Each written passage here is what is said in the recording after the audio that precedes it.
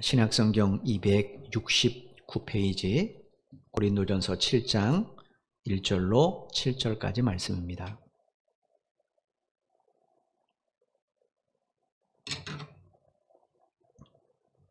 고린도전서 7장 1절로 7절까지의 말씀 찾으신 줄 알고 제가 봉독해 드리겠습니다. 7장 1절입니다. 너희가 쓴 문제에 대하여 말하면 남자가 여자를 가까이 아니함이 좋으나 음행을 피하기 위하여 남자마다 자기 아내를 두고 여자마다 자기 남편을 두라. 남편은 그 아내에 대한 의무를 다하고 아내도 그 남편에게 그렇게 할지라. 아내는 자기 몸을 주장하지 못하고 오직 그 남편이 하며 남편도 그와 같이 자기 몸을 주장하지 못하고 오직 그 아내가 하나니 서로 분방하지 말라. 다만 기도할 틈을 얻기 위하여 합의상 얼마 동안은 하되 다시 합하라. 이는 너희가 절제 못함으로 말미암아 사탄이 너희를 시험하지 못하게 하려 함이라. 그러나 내가 이 말을 함은 허락이요 명령은 아니니라. 나는 모든 사람이 나와 같기를 원하노라. 그러나 각각 하나님께 받은 자기의 은사가 있으니 이 사람은 이러하고 저 사람은 저러하니라. 아멘. 오늘은 저희 개인적인 이야기로 말씀을 시작하려고 합니다. 2달 전에 제 조카에게 전화가 한 통이 왔습니다. 오래간만에 전화가 왔는데 캐나다에 살고 있는 내용으로부터 코로나19 백신을 맞지 말라라는 전화를 받았다고 그래요. 그래서 여기에 대해서 도대체 뭐라고 얘기를 해줄지 저에게 조언을 좀 구한다며 전화가 왔습니다. 그래서 제가 조카 사이가 왜 그런 말을 했는지를 좀 물었습니다. 그랬더니 이 빌 게이츠의 백신 나노 마이크로칩 음모론에 대해서 이야기를 쭉 하더래요. 올해 1월 초에 여러분 아시는 것처럼 인터콥이라는 선교단체에서 운영하는 상주 BTJ 열방센터발 코로나19 확진이 있었지 않습니까? 그때 이 언론이 인터콥 대표인 최바울 목사의 과거 설교 영상을 이렇게 보도하면서 이 내용이 조금 많은 사람들에게 알려지게 난리졌습니다. 이 내용이 뭐냐면 마이크로소프트 창업자인 빌 게이츠가 일루미나티인이고 그가 세계 인구 조절을 위해서 코로나 바이러스를 터뜨렸고 그 코로나19 백신 속에 이제 양자칩이라고 하는 디지털 나노칩을 삽입해서 그것을 사람의 인체에 투입함으로 DNA를 변형시켜 인구를 통제하려고 한다. 이런 내용들입니다. 최바울 목사가 이런 자신의 주장을 펼친 근거가 뭐냐면 2015년도에 빌 게이츠가 테드 강연에서 했던 발언 때문이 그렇습니다.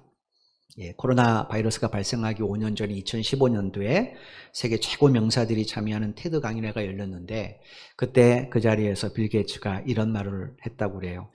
만약 앞으로 몇십 년간 무엇인가가 1000만 명이 넘는 사람들을 죽인다면 그건 아마 전쟁이 아니라 전염성이 매우 강한 바이러스일 것이다. 이렇게 이야기를 했다는 거예요. 여러분 아시는 것처럼 빌 게이츠는 의사도 아니고 병리학자도 아니고 경제학자도 아닙니다. 기업을 일으킨 CEO예요. 그런데 2015년도에 그가 전염병 대유행을 경고했어요. 그리고 실제로 2019년도 12월에 중국 후베이성 후안시에서 코로나 바이러스가 처음 확인됐고 그것이 지금 전 세계에 퍼져서 지금까지 수백만 명이 목숨을 잃지 않았습니까?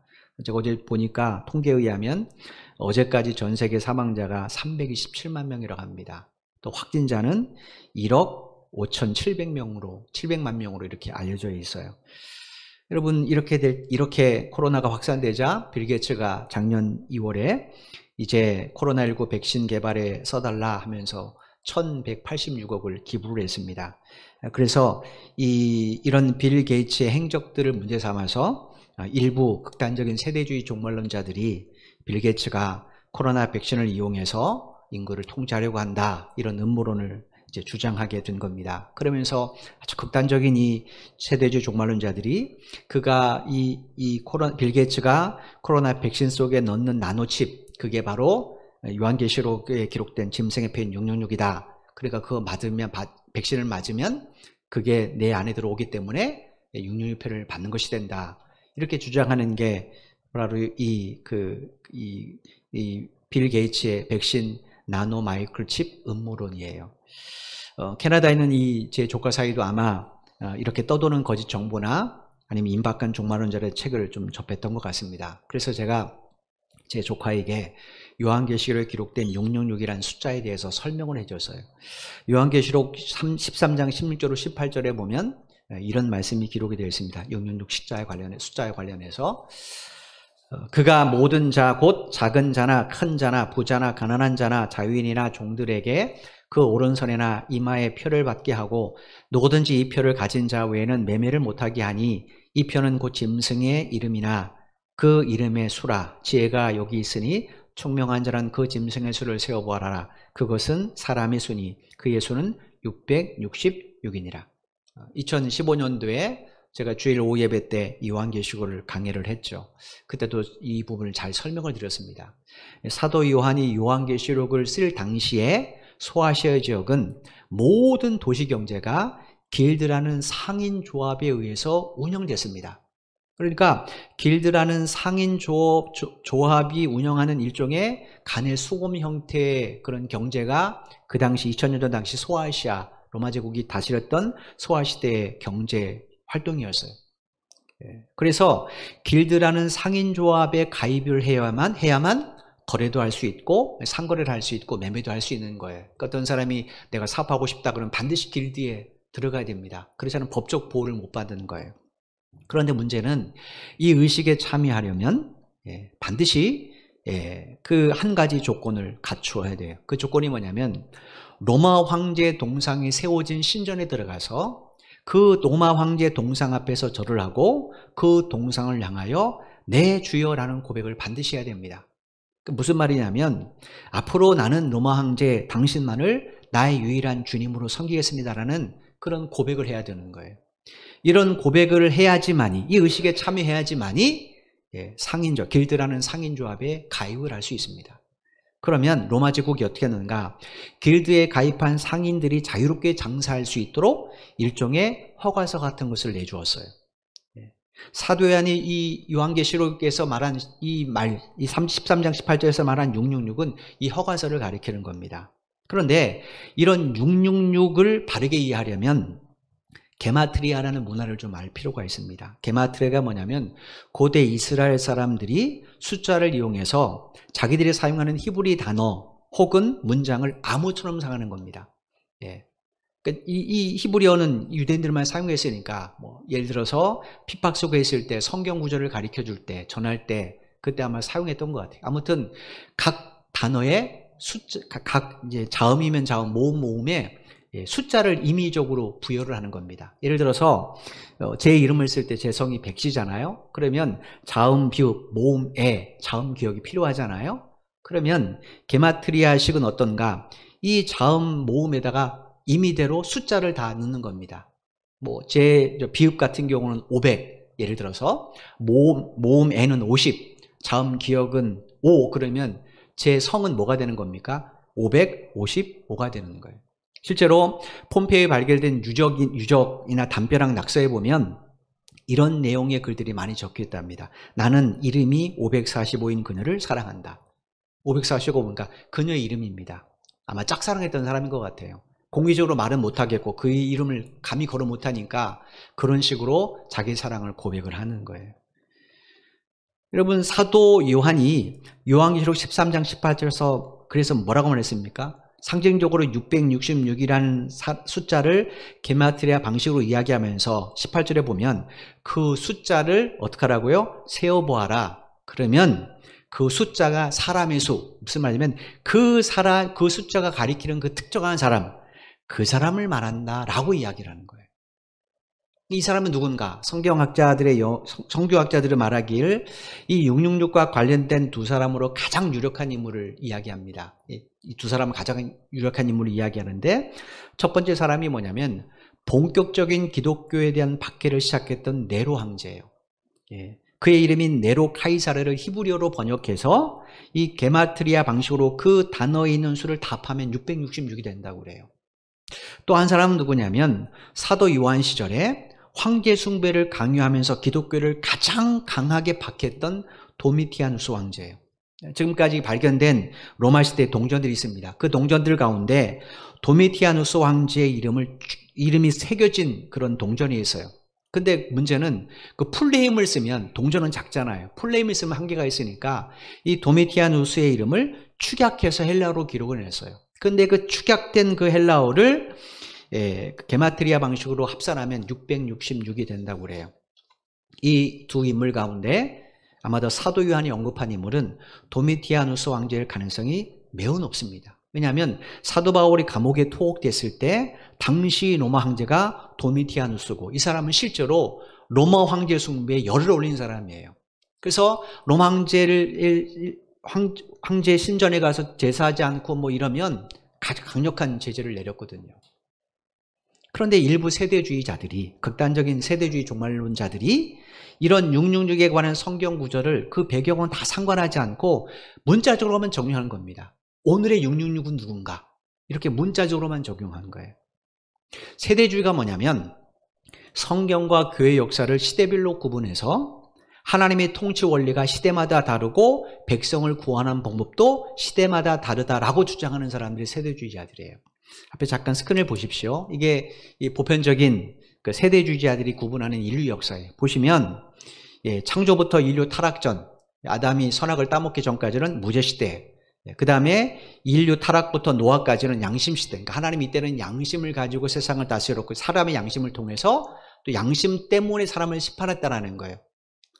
그 노아는 양심이 좋은 사람이고, 그 다음에 노아 심판 때 죽은 사람은 양심이 더럽혀진 사람이라는 거죠. 그 다음에 노아부터 아브라함까지는 인간 통치 시대, 하나님이 인간을 통해 다스렸다는 거죠. 그 다음에 약속 시대는 아브라함부터 모세, 하나님이 약속을 가지고 그 당시 그 시대를 다스렸다는 거예요. 그 다음에 모세부터 그리스도까지는 율법을 통해서 하나님이 심판하고 다스렸다. 그 다음에 교회 시대는 은혜를 통해서 하나님이 심판하고 다스렸다. 근데 마지막 주님 재림 오시면 왕국시대, 천년왕국이 시작된다는 게 세대주의자들의 구분이에요. 세대주의자는 이렇게 성경과 교회의 역사를 세대별로 구분합니다. 그리고 그때마다 하나님이 다르게 인간을 다스리시고 구원하셨다는 거예요. 그럼 하나님이 일관적인 하나님이 될 수 없죠. 그렇지 않겠습니까? 어제는 이렇게 하고 오늘은 이렇게 한다면 그건 일관적인 하나님이 아니죠. 영원하다고 말할 수도 없죠. 시대에 국한된 하나님이죠. 오늘날 구원파나 신천지나 혹은 하나님의 교회 같은 이단들이 주장하는 종말론이 바로 이 세대주의자들의 종말론입니다. 인터급 대표인 이 최발 목사도 이런 세대주의자들의 종말론을 따르는 것으로 알려져 있어요. 그래서 제가 이야기를 쭉 해주면서 이런 말을 해주고 이제 통화를 좀 마쳤습니다. 자, 생각해보자. 구원은 예수 그리스도를 믿음으로만 얻을 수 있는 것이다. 만약에 지금 너의 매형 말대로 백신에 칩이 들어있다고 한번 가정해보자. 자, 그런데 지금 각 정부가, 자, 백신 맞지 않은 사람은 예수 못 믿어. 백신 안 맞으면 교회 못 가. 백신 안 맞으면 예배 못 드려. 이런 정책을 펼치는가? 만약에 그렇다면 우리는 목숨 걸고 백신 맞으면 안 된다. 그런데 백신을 맞는 것과 내가 예수 믿고 교회에서 예배 드린 것은 전혀 무관하지 않습니까? 그죠? 그러니까 이 말은 거짓이고 음모일 뿐입니다. 그래서 제가 그런 말을 했어요. 만약에 나에게 백신을 맞으라면 나는 맞을 것이다. 왜냐? 내 사랑하는 가족과 성도들과 예수를 지키기 위해서. 너도 맞아라. 그리고 끝을 냈어요. 제가 여러분에게 왜 이런 이야기를 드리는가? 고린도전서 7장의 배경이 이런 잘못된 임박한 종말 신앙과 매우 밀접하게 연관되어 있기 때문에 그래요. 우리가 보기에 겉으로는 7장은 그냥 결혼에 관한 이야기입니다. 결혼해야 되냐 마냐, 이혼해야 되냐 마냐, 재혼해야 되냐 마냐, 독신이 좋냐, 뭐 이런 사람들의 가정을 이루는 문제에 대한 이야기처럼 보여요. 그런데 이 배경에는 임박한 종말 사상이 가장 깊게 자리를 잡고 있습니다. 그것 때문에 이런 문제가 대두되는 거예요. 여러분, 이것을 염두에 두시고 이제 오늘부터 우리가 고린도서 7장을 좀 살펴보게 될 겁니다. 오늘 본문 1절 말씀을 보겠습니다. 너희가 쓴 문제에 대하여 말하면 남자가 여자를 가까이 아니함이 좋으나. 고린도전서 1장 11절에 보면 바울이 왜 에베소에서 갑자기 고린도전서를 쓰게 됐는지 이유를 설명합니다. 그 설명이 뭐냐면 고린도에 있는 글레오의 집으로부터 몇 사람이 에베소에 있는 자기를 찾아왔다는 거예요. 왜 찾아왔는가? 고린도 교회의 여러 가지 문제 때문에 찾아왔다는 거예요. 그런데 이때 고린도의 지도자들이, 경건한 고린도 성도들 중에 경건한 사람들이 이 에베소로 보내는 이 사람들 편에 몇 가지 문제에 대한 질의서를 보냈습니다. 이런 문제는 도대체 내가 어떻게 해야 됩니까? 하나님 뜻이 뭘까요? 어떻게 해야 신앙인으로서 올바른 이 결단, 선택을 해야 될까요? 어떤 것이 선택일까요? 이런 지휘서를 보냈다라는 거예요. 그래서 우리가 오늘부터 살펴볼 7장부터 마지막 15장까지는 이 질문에 대한 바울의 답변이에요. 오늘 1절에도 보시면 너희가 쓴 문제에 대하라고 말하잖아요. 이게 바로 그 이야기입니다. 그 가운데 그들 질문 가운데 남자가 여자를 가까이 하자는 것이 좋습니까? 라는 질문이 있는데 내가 이 질문에 대해서 내가 기도하고 성령의 감동에 따라 무엇이 하나님의 뜻인지를 좀 이야기해 주겠다라는 거예요. 7장 1절에 우리말로 가까이라고 번역된 이 헬라어가 하프테스타이라는 단어인데 우리말로 번역하면 합법적인 결혼을 뜻하는 단어예요. 그러니까 지금 고린도 성도들이 바울에게 뭘 이야기하는 겁니까? 결혼을 가서 이야기하는 거예요. 결혼해야 됩니까? 말아야 됩니까? 이 질문을 했다라는 거예요. 여러분 아시는 것처럼 결혼제도는 하나님이 만드신 거잖아요. 그죠? 창세기에 보면 하나님이 세상을 창조하시고 첫사람 아담을 만드시고 나서 아담을 보면서 이렇게 말씀을 하셨어요. 창세기 2장 18절입니다. 여호와 하나님이 이르시되 사람이 혼자 사는 것이 좋지 아니하니 내가 그를 위하여 돕는 배필을 지으리라 하시니라. 첫사람 아담을 창조하신 하나님께서 사람이 혼자 사는 것 좋지 않다라고 말씀하셔서 그를 돕기 위해서 이제 돕는 배필로 여자를 만드셨어요. 그리고 이 두 사람을 향해서 뭐라고 말씀하셨는가? 남자가 부모를 떠나 그의 아내와 합하여 둘이 한 몸을 이루라 말씀하셨어요. 여러분 이때 아담은 또 하와는 육신의 부모가 없잖아요. 그죠? 근데 하나님 이렇게 말씀하신 것은 가정이 어떻게 세워질 것인지를 지금 말씀하시는 거예요. 그러므로 결혼해서 가정을 꾸리는 건 분명히 하나님의 뜻입니다. 그런데 고린도 성도들 가운데는 결혼하지 않고 혼자 사는 것이 하나님 더 기뻐하는 것이다 라고 주장하는 사람들이 있었다라는 거예요. 이 사람들이 왜 이런 주장을 했는가? 그건 그 시대의 사회적 배경 때문에 그렇습니다. 6장 12절 말씀을 나눌 때 설명드린 것처럼 고린도 사람들이 왜 이렇게 성적으로 극하게 타락하게 되었는가? 그건 에피쿠로스 철학자들의 가르침 때문이었습니다. 이 사람들이 뭐라고 가르쳤다고 말씀드렸어요? 사람에 대해서 인간이 도대체 뭔가? 인간은 그냥 영혼과 육체가 결합된 거라는 거예요. 죽음은 그 결합된 물질적 요새가 해체돼서 소멸한다는 거예요. 소멸한다는 거예요. 그러면 여러분 사람에게 죽음이 의미가 있습니까? 별 의미 없죠. 그죠? 영혼과 육체가 결합된 내 몸이 다시 해체돼서 소멸되는 건데 죽음이 무슨 인간에게 의미가 있겠습니까? 그런데 또 사람들은 죽음을 두려워해요. 굉장히 두려워해요. 더 나아가 사후에 대한 것도 두려워합니다. 내가 죽은 다음에 어떻게 될 것인가? 여기에 대한 두려움도 있어요. 이런 사람들이 에피쿠로스 철학자들에게 질문할 것 아닙니까? 그죠? 근데 나는 죽음이 두려운데 선생님 죽음 안 두렵습니까? 이 두려움을 어떻게 극복할 수 있습니까? 질문하겠죠. 이 질문에 대해서 이 에피쿠로스 학자들이 뭐라고 말했는가? 그 죽음의 두려움과 그 다음에 지옥에서의 고통에 대한 두려움을 벗어나려면 술과 노래와 성적 장락 등 육체적 쾌락을 분별히 있게 적당하게 즐기라 이렇게 말을 했어요. 여러분 정말로 기분이 좋아서 막 함께 술을 마시고 노래하고 향연을 부리는 그 현장에 죽음 생각하는 사람 봤습니까? 없잖아요. 에피쿠로스 학자들이 열심히 막 쾌락을 즐기는 사람에게 가리키는 거예요. 자, 저 사람들 봐라. 저 사람 지금 죽음 두려워할까? 아니지 않느냐? 저것이 죽음을 극복하는 방법이라는 거예요. 그러면서 쾌락을 권유합니다. 따라서 이 사람들의 가르침에 의하면 쾌락은 최고의 선이에요. 왜냐? 죽음의 공포로부터 나를 구원해 주는 거니까. 고린도에 있는 이 에피쿠로스 철학자들의 가르침이 고린도가 종교적으로, 성적으로 굉장히 타락하는데 아주 큰 영향을 미쳤어요. 그런데 고린도에는 이런 에피쿠로스 철학자들만 있지 않았습니다.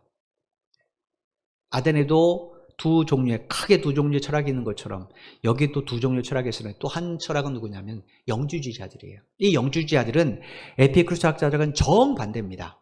이 사람들은 극단적인 금욕주의를 주장해요. 이 영주주의자들도 사람의 몸을 육체와 영혼으로 구분했습니다. 근데 어떻게 구분했는가? 육체는 저급한 것. 그런데 영혼은 지극히 고귀하고 순결한 거라는 거예요. 신이 이 고귀하고 순결한 영혼을 저급한 육체에 담아서 사람이 만들어졌다라는 거예요. 그러면 사람의 몸 가운데 뭐가 더 중요합니까? 당연히 고귀하고 고결한 영혼이지 않겠습니까? 그죠? 이걸 지키는 것이 구원이라는 거예요. 그러므로 어떻게 해야 이 영혼의 고귀함과 순결함을 지킬 수 있는가? 그건 육체가 요구하는 이 것들을 적극적으로 거부하라는 거예요. 이게 영주자들의 가르침입니다. 그럼 생각해 보십시오. 예수님이 부활하셨잖아요. 자, 예수님께서 이들의 말대로 인간의 몸을 입고 이 땅에 오셨어요. 자, 그 육체가 만약에 저급하다면 부활의 주님께서 굳이 그 육체를 또 입으실까요? 또 그 육체를 입고 하늘까지 가셨을까요? 그렇지 않죠. 우리 육체가 저급하다면 이 땅이 버리지 뭐하러 주님께서 다시 그 육체를 부활시키셔서 그 몸을 입고 하늘나라에 승천하시고 그 몸 그대로 이 땅에 우리에게 다시 오시겠습니까? 또 우리에게 그 몸을 또 부활의 몸을 입혀주겠다고 말씀하겠어요. 따라서 하나님이 창조하신 우리 육체는 저급한 게 아닙니다. 그럼에도 일부 고린도 성도들은 이 영주자의 주장들을 받아들였어요. 이들이 왜 받아들였는가? 자기들의 임박한 종말 사상 때문에 그렇습니다. 요한계시록 22장 7절에 보면 주님께서 환상 중에 사도 요한을 통해서 이런 말씀을 전해주셨어요. 요한계시록 22장 7절입니다. 보라, 내가 속히 오리니 이 두루마리의 예언의 말씀을 지키는 자는 복이 있으리라 하더라. 속히 온다, 이거는 지체하지 않는다라는 거예요. 그만큼 주님이 빨리 오신다고 말씀하셨어요.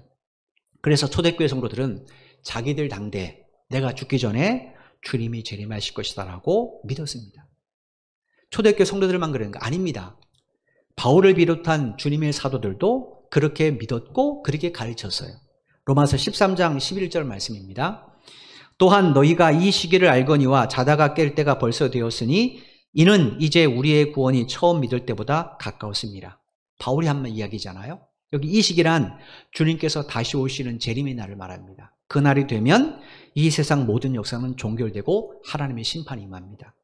바울은 성도들에게 그 종말이 점점 우리에게 가까워지고 있다 이렇게 이야기를 했어요. 바울만 그랬는 거 아닙니다. 사도 베드로도 마찬가지예요. 베드로전서 4장 7절에 보면 사도 베드로가 이런 말을 했습니다. 만물의 마지막이 가까이 왔으니 그러므로 너희는 정신을 차리고 근신하여 기도하라. 이 만물의 마지막이 뭐냐면 주님이 재림하시는 종말이에요. 그 종말이 가까웠다라는 거예요.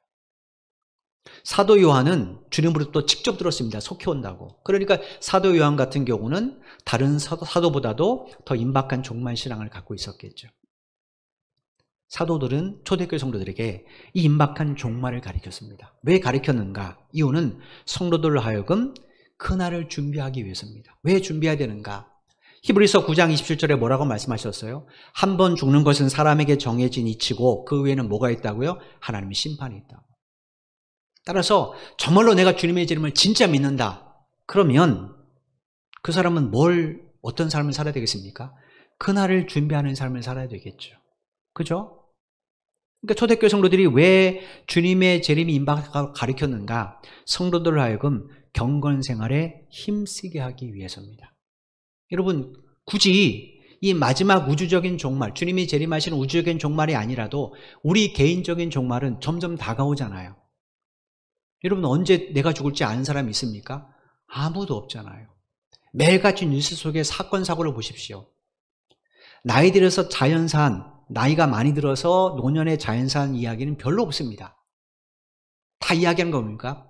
사건, 어떤 안전사고든 아니면 예기치 못한 사고든 그래서 젊은 나이에 아니면 아주 어린 나이에 세상을 떠난 사람들의 이야기가 보도되잖아요. 누가 그 나이에 죽을 줄 알았겠습니까? 그러니까 우리의 죽음은 아무도 몰라요. 근데 죽음에 뭐가 있다고요? 하나님의 심판이 있습니다. 이걸 정말로 믿는다면 우리가 이렇게 대충대충 살 수 있을까요? 살 수 없죠. 요즘 제가 이렇게 몇 달부터 고민하는 것이 있습니다. 그게 뭐냐면 주님이 진짜 지금 오신다면 과연 우리 성도들은 다 구원받을 수 있을까? 이게 저의 정말로 고민입니다. 저는 가르치는 인사는 별로 없는 것 같아요. 1부에부터 잠깐 제가 이야기를 했는데 제가 여기 와서 했던 것은 제자훈련이잖아요. 제자훈련하면서 저는 기대가 굉장히 컸습니다. 제자훈련하면 정말로 사람들이 바뀔 거야. 특별히 젊은 청년들 대상으로 했을 때 정말로 저는 정말로 기도하면서 기대에 차 있습니다. 아, 이 아이들이, 이 청년들이 올바른 시장을 가지고 나가서 사회에 진출하고 가정을 이루면 얼마나 아름다운 가정과 얼마나 하나님의 놀라운 일들이 일어날 것인가. 기대를 굉장히 많이 하고 제자를 했어요. 제가 얻은 결과, 아, 나는 가르치는 은사가 없구나 라는 걸 알았습니다. 1년 동안 가르쳤거든요. 제자론 과정이 1년이 넘습니다. 근데 제가 굉장히 실망을 많이 했어요. 그래서 제가 일부 예배 때도 그런 얘기 했습니다. 제자 훈련 저한테 받으신 분, 저도 회개해야 된다고. 왜 그러냐면 조금 이따 그 이야기 나올 겁니다. 우리의 안일함, 우리의 나태함, 우리는요 정말로 주님 오실 날을 별로 기대 안 합니다. 내가 죽으면 하나님 심판이 있다, 이것도 잘 안 믿어요. 저만 그런가요? 곰곰이 생각해 보십시오. 여러분이 스스로 한번 자문해 보십시오. 나 정말로 주님이 나를 부르시는 그날이 내게 점점 가까워하고 있다는 것을 내가 진짜 믿고 있는가? 우린 전부 다 에이, 언젠간 죽겠지. 에이, 설마 내가 지옥 가겠어? 이런 안일함 때문에 우리 신앙이 깊이 패인 골짜기에 들어갈 때가 참 많이 있습니다. 어쩌면 이 코로나 때문에 우리 신앙이 그런지도 몰라요. 어린이날 맞아서 제가 우리 막내 딸이 이제 마지막 어린이날이라 옷이라도 사주기 위해서 이제 아이들과 함께 마스크 탁 끼고, 그리고 저 롯데 백화점을 가봤습니다. 옷을 좀 사주려고. 애가 이제 크니까 작년에 옷은 못 입히겠더라고요. 그래서 이제 위에 아래 여름에 입을 거 하나씩 사주려고 갔는데 사람들 정말로 많아요. 정말로 많아요. 근데 그 중에 거리두기 하는 사람 못 봤어요. 제가 거리두기를 해도 다가옵니다. 근데 우리는 교회에서는 되게 불안해하잖아요. 우리 신앙을 한번 점검할 필요가 있다는 거예요. 바울과 사도들이 왜 임박한 종말을 이야기했는가? 그거 정신을 차리고 깨어서 바르게 살라는 거, 경건한 생활을 하는 거. 그럼 여러분, 뭐가 도대체 경건한 생활입니까? 우리가 지난주에 말씀 살펴봤잖아요. 주님께서 마지막 기도하실 때 뭐라고 말했습니까? 요한복음 17장에서 아버지 하나님께서 내게 맡기신 사람이라서 내가 십자가 진다라는 거예요. 그러면서 17장을 쭉 읽어보면 주님은 끝까지 그들을 사랑하게 해달라고 하나님께 기도합니다. 그러니까 경건한 생활이 뭔가? 내가 종교 행위를 열심히 하는 게 경건한 생활. 그것도 물론 경건한 생활이겠죠. 그러나 더 중요한 주님이 가르쳐주신 경건한 생활이 뭔가? 내게 맡겨주신 사람을 끝까지 사랑하는 겁니다. 아내는 성경대로 남편을 복종하고, 남편은 성경대로 아내를 사랑하기를 주님께서 교회를 사랑하듯 하고, 자녀는 성경대로 부모를 공경하고, 부모는 자녀를 성경대로 노엽게 하지 않고 주의 말씀으로 훈계하고 양육하고, 성도는 성도 간에 서로 사랑하고. 그러려면 우리 몸을 나만을 위한 이기적인 도구로 사용하면 되겠습니까? 안 되죠. 그렇게 하려면 내게 맡겨준 사람을 위한 이타적인 도구로 사용해야 됩니다. 임박한 종말론이 잘못됐다는 것 아니에요. 지금 이 고린도 교회 문제들은 문제가 뭔가? 자기 몸을 자기만을 위한 이기적인 도구로 사용하는 거예요. 아, 주님 언제 오실지 모르는데 결혼하면 안 되지. 정말로 내가 주님을 위해서 살기 위해서 내가 결혼을 포기한다면 그거 하나님이 기뻐하실 일이에요. 그죠? 그런데 내가 가정의 짐을 짊어지기 싫어서, 내가 내 인생을 내 마음대로 즐기고 싶어서 내가 결혼을 아예 포기한다. 그럼 이건 좀 고민할 필요가 있겠죠. 그런데 그 중에 심각한 것이 고린 성도들 가운데 이런 임박한 종말 신앙을 이용해서 자신의 육체의 욕망을 채우는 사람들이 있었어요. 2절 말씀을 보십시오. 음행을 피하기 위하여 남자마다 자기 아내를 두고 여자마다 자기 남편을 두라. 결혼하는 것이 좋습니까? 안 하는 것이 좋습니까? 라는 질문에 지금 바울이 뭐라고 답했습니까? 음행을 피하기 위해서 결혼하라. 이렇게 권면했어요. 자, 이 말만 놓고 보면 바울이 결혼을 음행을 피하기 위한 수단으로 생각하나? 라는 생각이 들 수도 있을 겁니다. 근데 바울은 이런 의미로 이야기한 건 아니에요. 누구 때문에 그런가? 쾌락주의를 주장하는 에피쿠로스의 철학자들의 가르침을 일부 받아들인 성도들 때문입니다. 자, 지금 고린도 교회에 일어나고 있는 심상치 않은 분위기가 뭔가? 야, 주님 오실 날이 얼마 남지 않았는데 결혼하지 말고 주님 위해 살자라는 거예요.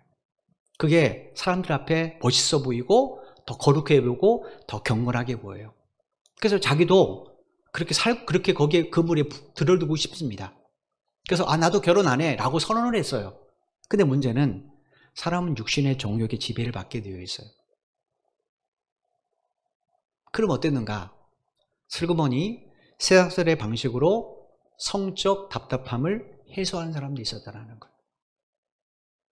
그들 향해 하는 말이 겁니다.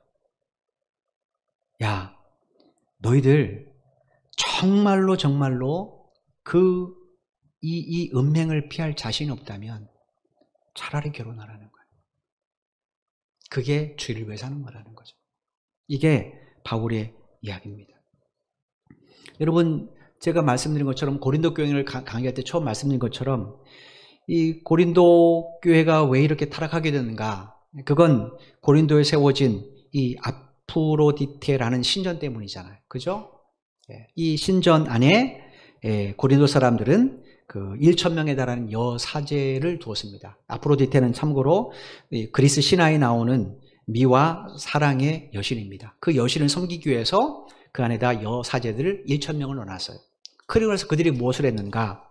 아프로디테 신전에 가서 아프로디테 여신 앞에 제사를 드린 다음에는 이 여사제들과 종교의 이름으로 성적 쾌락을 추구했습니다. 왜 이런 짓을 했는가? 이유는 이 여사제가 신을 대신한다고 생각했어요. 그러므로 그 여사제들과 하나가 되는 것은 그 누가 하나가 되는 거예요? 아프로디테의 여신과 하나가 되는 겁니다. 그러면 그 신이 얼마나 기쁘겠어요. 그래서 자기를 축복한다는 거예요. 그러니까 고린 사람들은 성을 축복의 도구로만 생각했다는 거예요. 그럼 여러분, 성적으로 얼마나 문란했겠습니까? 더군다나 그들이 주장하기를 쾌락은 죽음의 두려움, 지옥의 고통의 두려움에서 벗어날 수 있는 유일한 해결책이다, 구원책이다라고 주장했으니 여러분, 얼마나 많은 고린도 사람들이 성적인 죄에 대해서 죄의식 없이 살아갔겠습니까? 임박한 종말론의 신앙을 가진 성도들 가운데 여기에 물든 사람도 있었다라는 거예요. 나 결혼은 안 해. 밖으로는 나 주를 위해 살 거야. 그래서 나 결혼 안 해. 라고 말을 했단 말이에요. 그런데 안으로는 그렇지 않았다라는 거예요. 이걸 못 이기니까 그들과 똑같은 방식으로 쾌락을 추구했다라는 거예요. 여러분, 이게 우리가 보기에는 나쁜 사람들로 그러지만 이게 좀 오늘로 따져보면 이해가 되는 부분이에요. 약간은. 왜냐? 2000년 전 당시에 고린도라는 도시에 그리스도인이 몇 명이나 있었을까요? 100명도 안 됐을 거란 말이에요. 근데 거기에 신실한 믿음의 배우자가 몇 명이나 됐을까요? 별로 없었을 거란 말이에요. 그러니 이제 결혼을 앞두고 있는 이 신실한 그리스도인 청년들 같은 경우는 결혼을 하고 싶은데 예수 안 믿는 사람하고 하면 안 되잖아요. 그러면 내가 예수를 바로 못 믿으니까. 그런데 아무리 주변을 봐도 신실한 남자 청년이나 여자 청년이 없는 거예요. 그래서 나 주를 위해 살겠다라고 결혼을 포기하는 일들이 있었던 겁니다. 여러분, 오늘날에도 이런 일이 있잖아요. 여러분, 우리 한국교회 기독교인이 얼마나 많습니까? 그죠? 그런데 결혼 정년기든 젊은 청년들의 한 이야기가 뭔지 아십니까? 정말로 신실한 자매, 신실한 형제 보기가 하늘의 별 따기라는 거예요. 저 때도 그랬어요. 저 때도. 어느 시대랑 똑같은 것 같아요. 그래서 내가 정말로 주를 위해서 차라리 살겠습니다라고 결혼을 하지 않고 독신을 선언했다면 그건 하나님이 기뻐할 일입니다. 그런데 그게 아니라 내 인생 한 번 주어진데 난 내 마음대로 살고 싶어. 나를 위해서 난 멋있게 살고 싶어. 라는 이유 때문에 내가 결혼을 포기한다. 그러면 그건 정말로 하나님이 기뻐한다고 볼 수 없는 겁니다. 지금 2절에서 말하는 대상이 그거예요. 겉으로는 나 주를 위해 살 거야 라고 분명히 자기도 나처 사람처럼 얼마나 멋있어. 저게 참 그리스도는 나와 라고 선언을 했지만 그런데 밤마다 자기의 음행을 자기가 견딜 수 없는 거예요. 그래서 몰래 남들 눈 피해가지고 오늘날 말하면 그런 나쁜 데 가서 이 성적 해소를 하고 돌아오는 그런 일이 있었다는 거예요. 그런 사람들에게 바울이 뭐라는가? 음행을 못 피하면 차라리 결혼하라는 거예요. 여러분, 지금 바울이 왜 이런 이야기를 할까요? 구원받은 우리의 몸 때문에 그렇습니다. 구원받은 우리의 몸이 누구 것입니까? 내 것입니까? 주님의 것입니까? 주님의 것이잖아요. 우리가 지금 계속 듣는 이야기입니다. 하나님께서 당신의 아들 예수 그리스도를 통하여 그 피값으로 우리를 사셨어요. 합법적으로 사셨단 말이에요. 그러니까 우리의 주인은 합법적으로 누굽니까? 하나님이죠. 그러면 우리는 누구를 위해 살아야 되는가? 우리 몸은 누구를 위해 써야 되는가? 당연히 주를 위해서 써야 되잖아요. 7장에서 바울이 하는 이야기의 핵심이 그겁니다. 네 몸이 누구 거냐라는 거예요. 그걸 염두에 두고 결혼도 생각하고 독신도 생각하고 그리고 재혼도 생각하고 이혼도 생각하고 그렇게 하라는 거예요. 이게 핵심입니다. 여러분, 제가 제자 훈련을 1년 동안 가리키는 핵심이 뭔가? 이 문제입니다. 로마서 14장 7절로 8절에 보면 이런 말씀이 기록이 되어 있어요. 우리 중에 누구든지 자기를 위하여 사는 자도 없고 자기를 위하여 죽는 자도 없도다. 우리가 살아도 주를 위하여 살고 죽어도 주를 위하여 죽나니 그러므로 사나 죽으나 우리가 주의 것이로다. 제자훈련을 통해 제가 가르쳐주는 핵심이 바로 이겁니다. 도대체 우리가 누구를 위해 살고 있느냐는 거예요. 내가 왜 주를 위해 살아야 되는지 당위성을 찾고 그것이 얼마나 올바른 길인지를 배우는 것이 제자훈련이에요. 그래서 막 과제도 주고 그 다음에 여러 가지 간증도 하게 만듭니다. 여러분, 여기 우리라는 단어에 저와 여러분도 포함되어 있잖아요. 이 우리가 누굽니까? 이 땅에 예수 믿는 모든 그리스도인이에요. 저와 여러분도 여기 포함되어 있는 겁니다. 그렇다면 우리가 누구를 위해 살아야 됩니까? 주님이잖아요. 근데 여러분 곰곰이 생각해 보십시오. 하나님 앞에 내가 진짜 주를 위해 살고 있는가? 우리가 어떤 일을 할 때 하나님 이것 해주시면 하나님 이거 해주세요 막 기도합니다. 그런데 우리는요 그것 때문에 그것이 이루어진 다음에 그것 때문에 하나님을 포기한 일이 참 많이 있습니다. 제가 이전 교회에서 이제 고등부 교사를 했는데 그 고등부 교사에는 저 학원 선생도 있었고 교사도 있었습니다. 근데 그분들이 제가 그 부교육자로 임직을 하니까 이제 고등부 교사 회의 때 이런 얘기예요. 난 올해만 하고 내년에는 안 하고 싶어요. 왜 그러니까 지긋지긋해요. 학교에서도 학원에서도 아들 가르치는데 너무 지긋지긋해요. 말 안 들어요.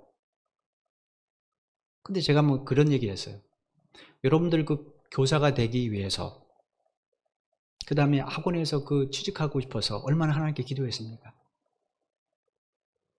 그래서 하나님이 하게 하셨잖아요. 근데 그것 때문에 교사를 못 하겠다고요? 그래서 내년에 그냥 하더라고요. 우리 생각해 보십시오. 하나님 내가 이 사업 주십시오. 하나님 이 직장에 취직하게 해주세요. 하나님 나 이 학교에 들어가게 해주세요. 라고 기도합니다. 하나님은 응답해 주세요. 부모의 기도를 들으시고 교회의 기도를 들으시고 응답해 주셨어요. 근데 내가 그것 때문에 예배를 못 드리겠다? 그것 때문에 내가 신앙생활을 잘못하겠다? 주객이 전도된 거죠. 이유가 뭡니까? 내 몸이 누구 건지를 내가 잊어버렸기 때문에 그래요. 고린도전서에서 끊임없이 하는 이야기, 우리 몸은 내 것이 아니라는 거예요. 내 것이 아니라는 거예요. 누구의 것입니까? 하나님의 것이죠. 그럼 우리가 누구를 위해 살아야 돼요? 주를 위해 살아야죠. 제가 이 말씀을 주면서 한 주간 동안 마음이 너무 먹먹했어요. 너무 먹먹했어요. 하나님 앞에 죄송하기도 하고. 제가 가르치는 은사가 있었으면 여러분의 삶이 바뀌었을 텐데. 그래서 제가 한 주간 동안 하나님 앞에 기도, 하나님, 저를 도대체 여기 왜 보냈습니까?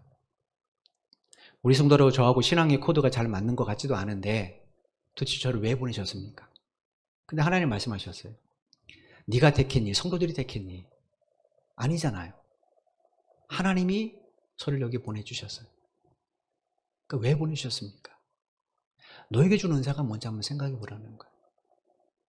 저는 말씀의 은사밖에는 없어요. 왜냐? 저는 주변에서 이렇게 이단에 빠진 사람들도 보고 신앙생활을 대충대충 하는 그리스도를 너무너무 봐서 마음이 많이 아팠어요. 그래서 이유가 뭔가? 그들과 대화해놓으면 늘 말씀의 부족함이에요. 자기가 봐도 성경적으로 이런 이야기 같은데 왜 엉뚱한 얘기를 설교자가 하느냐는. 그래서 제가 하나님 앞에 부름받고 나서는 하나님, 저에게는 말씀의 지혜와 지식 연세를 달라고 기도를 했습니다. 그거는 말씀을 첫 보면 그음을 깨닫는 게 아닙니다. 뭔가 옳고 그름을 바르게 분별하는 거죠. 그래서 제가 온 시간을 들여서 성경을 말씀을 준비하는 거예요. 아마 하나님께서 제 허리를 좀 아프게 하신 것도 야 너는 가르치는 은사가 없어 그것 때문에 하신지도 모르겠어요. 아무튼 저는 그렇습니다. 여러분 한 사람 한 사람이 적어도 이 잔에 빠지는 걸 저는 원치 않아요. 우리가 사도 바울처럼 살지 못해도 적어도 온전한 그리스도는 돼야죠. 예수를 온전히 믿어야죠. 이런 시간이 아니면 우리가 말씀의 거울 앞에 어떻게 나의 현실을 들여다볼 수 있겠습니까? 저와 여러분이 누구 것인지 한번 곰곰이 생각해 보십시오. 내가 주를 위해서 살아야, 내가 내 몸을 주님의 도구로 드려야 주님이 나를 통하여 내 가정 안에, 내 일터 안에 주의 뜻이 이루어지도록 역사하죠. 내가 주님의 도구가 아닌데 어떻게 주님이 나를 통해서 내 가정 안에 당신의 뜻이 이루어지도록, 어떻게 나를 통해 내가 다니는 직장과 사업장에 주의 뜻이 이루어지도록 역사하시겠습니까? 그건 오히려 하나님의 영광을 가리는 거죠. 그런데 내가 주님의 도구가 되면, 내 몸을 주님의 도구로 드리면 하나님께도 오늘 내게 주어진 일 가운데 주께서 원하신 것을 바르게 할 수 있도록 나라고 도와달라고 하나님께 기도하면 하나님이 나를 도구로 사용하지 않겠습니까? 그러면 우리 가정 안에, 우리 자녀들의 삶 가운데, 내가 다니는 직장 안에, 내 사업 안에 주의 뜻이 온전히 이루어지지 않겠어요? 바울이 지금 그 이야기를 하는 거예요. 그래서 제가 오늘 설교 제목을 뭐라고 정했습니까? 누구를 위해 살고 계십니까? 아마 오늘 본문을 오셔서 본문을 읽고 이 제목을 보신 분들은 설교 제목이 이상하네? 그럴지도 모르겠어요. 그냥 결혼을 해야 되냐 말아야 되냐, 독신과 결혼 뭐 이렇게 제목을 정하는 게 좀 맞겠죠. 하나님께서 우리에게 성경을 주시고 그 배경 속에서 말씀하신 그 의미를 우리가 바로 들어야 돼요. 여러분, 5월 가정의 달입니다. 이 가정의 달, 어떻게 우리 가정을 정말로 행복한 가정 만들지? 그건 우리가 지난주에 주신 말씀처럼 내게 맡겨주신 사람을 위해서 내가 할 일을 바르게 하면 됩니다. 아내는 남편을 복종하고, 남편은 아내를 사랑하기를 주님이 교회를 사랑하듯 하고, 자녀는 부모를 공경하고, 부모는 자녀를 분노케 하지 않고 말씀으로 교훈하고 훈계하고, 교회 안에서는 성도가 서로 사랑하고, 그럴 때 우리의 가정도, 우리의 교회도, 우리의 일터도 하나님 뜻이 온전히 이루어지는 복된 장소가 되지 않겠습니까? 가정에 대한 5월에 여러분의 가정이 이런 가정이 되었으면 참 좋겠습니다. 한 주간 동안 여러분의 모습을 돌아보십시오. 우리 신앙의 최대적이 뭔가? 안일함, 나태함, 게으름입니다. 우리 속담에 설마가 사람 잡는다고 그러잖아요. 안일함, 나태함, 게으름은 우리와 하나님의 관계를 멀어지게 하는 악한 것들입니다. 진짜 주님이 오늘 밤에 오신다면 이런 마음을 가질 때 어떻게 내가 안일하게 신앙생활하고, 어떻게 내가 나태해질 수 있고, 어떻게 내가 게으를 수 있겠습니까? 하나님께서 나를 통해 이 가정을, 이 자녀를 맡겨줬다고 생각한다면 어떻게 우리가 소홀히 할 수 있습니까? 깨어 기도해야죠. 그것이 하나님이 우리에게 주신 은혜고 은사입니다. 여러분, 이 사실을 기억하시고 특별히 5월 가정의 달에 가족들에게 나에게 할 일을 요구하지 마시고 내가 가족들에게 할 일을 하십시오. 즉 내 몸을 나를 위한 이기적으로도 사용하지 마시고 가족들을 위한 이타적인 도구로 사용해 보십시오. 그러면 이 5월 달에 정말로 여러분이 경험하지 못했던 하나님의 은혜를 반드시 경험하게 될 거예요. 여러분의 자녀도 하나님 앞 기뻐하는 모습으로 아름답게 세워져 가게 될 겁니다. 이런 5월을 만든다면 우리가 남은 2021년도 혹은 주님 앞에서는 그날까지 얼마나 우리 삶의 하나하나가 보람되고 의미가 있겠습니까? 그런 삶을 사는 사람들에게 하나님이 어찌 당신의 은혜와 복을 내려주지 않겠습니까? 당신의 뜻을 이루기 위해서라도 반드시 하나님께서 큰 은혜와 복을 허락해 주시리라고 믿습니다. 올 한 달 동안 이런 일의 워명이라고 생각하시고 한번 실천해 보십시오. 그래서 정말로 가정을, 또 내게 허락하신 직장을, 또 내게 주신 사업을 하나님이 기뻐하는 공동체로 만들어가는 데 쓰임받는 여러분 모두가 되시기를 주님의 이름으로 축원을 드립니다. 기도드리겠습니다.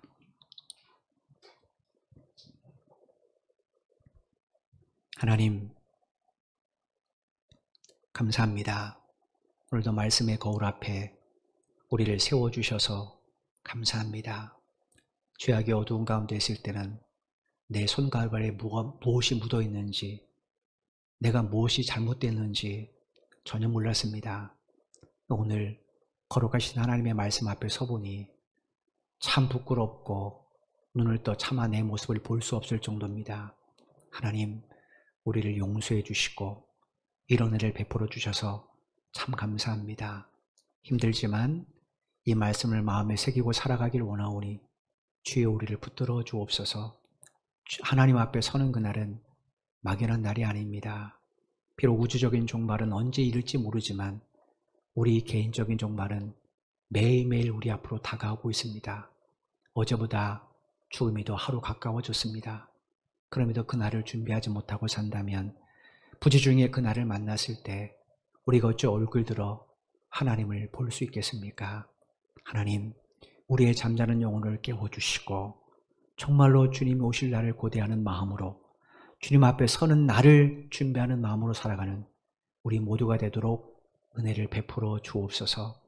코로나19로 우리 신앙이 혹 나태해질까 안일해질까 심히 두렵습니다.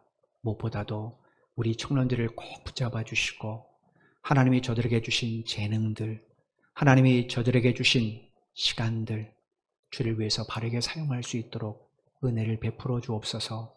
저들에게 이 나라의 다음 세대가 달려 있습니다. 하나님, 저들이 정말로 올바른 그리스도인이 되어서 하나님의 손에 붙잡힌 일꾼이 된다면 저들이 서는 곳곳은 하나님의 역사가 일어나는 복된 현장이 될 것입니다. 이런 시대적 사명감을 가지고 정말로 영적으로 깨어 바르게 신앙생활하는 우리 청년들이 될 수 있도록 도와주시고 그런 저들의 앞길을 주님께서 친히 인도해 주셔서 꼭 필요한 곳에 주님 사용해 주시고 저들을 통해 많은 영혼들이 주님을 알도록 역사해 주옵소서. 우리에게 가정을 허락해 주시고 직장을 허락해 주시고 사업을 허락해 주신 하나님 감사합니다. 하나님, 부족하지만 우리를 통해 우리의 가정들이 하나님의 나라가 되기를 원합니다. 천국을 맛볼 수 있는 쉼의 장소가 되기를 원합니다. 우리의 직장이 우리 때문에 하나님을 알기를 원합니다. 우리의 사업이 하나님의 살아계심을 보여주는 통로가 되기를 원합니다. 주님, 우리 성도들의 가정을 지켜주시고 우리 성도들의 사업과 일터를 지켜주셔서 정말로 하나님의 도구가 되는 복된 삶을 살아가는 데 부족함이 없도록 은혜를 베풀어 주옵소서. 5월 가정의 달입니다. 세상 사람들이 말하는 가정의 달이 아니라 하나님 우리가 허락하신 가정을 세워가는 그런 날로 삼길 원하오니 남편은 남편으로서, 아내는 아내로서, 자녀는 자녀로서, 부모는 부모로서, 성도는 성도로서, 가정 안에서, 교회 안에서 맡은 일을 잘 감당할 수 있도록 우리 모두를 붙들어 주시옵소서. 한 주간도 코로나19 속에 성도들의 가정과 성도들의 직장과 사업을 붙들어 주시고 지켜주실 줄로 믿습니다. 안전하게 생활하게 도와주시고 특별히 이 나라의 민족을 불쌍히 여겨주셔서 코로나19 감염 수가 더 이상 확산되지 않고 점점 줄어들 수 있도록 은혜를 베풀어 주옵소서. 주님 앞에 모든 것을 온전히 맡겨오며 예수님의 이름으로 간절히 기도드리옵나이다. 아멘. 우리 다 같이 일어나셔서 이제는 교회의 머리가 되신 우리 주 예수 그리스도의 은혜와 독생자 예수 그리스도를 십자가에 내어 주시가지를 사랑하신 아버지 하나님의 만극하신 사랑하심과 우리 속에 내주하셔서 감화, 감동, 교통 충만케 하시는 성령의 역사하심이 오늘 말씀을 마음에 새기면서 이제 이 몸을 주님을 위해 주님의 말씀의 도구로 사용하길 원하는 사랑하는 모든 믿음의 형제 자매들의 발걸음 위에와 저들의 가정과 저들의 직장과 사업 위에 이 나라 이 민족과 우리 선교 제일교회 위에 지금부터 영원토록 함께 하시기를 간절히 축원하옵나이다. 아멘.